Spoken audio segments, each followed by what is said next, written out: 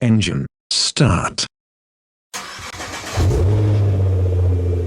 1. With the vehicle in the off position, press and hold the trip reset button. 2. While holding, turn the vehicle into the on position without turning the vehicle on. If the CI function is enabled, the information display will flash service for 5 seconds and then display service constantly. If the CI function is not enabled, the information display will show the normal odometer and trip information and no further action is required. 3. Release the trip reset button within 10 seconds of entering the reset mode. The information display will show DIST or oil. 4. Press the trip reset button within 10 seconds of releasing it and hold for more than 5 seconds. 5. The information display will show RST or reset for 5 seconds and then reset the oil service value and then show end. Procedure 2. Land Rover requires the use of a scan tool to clear the maintenance light.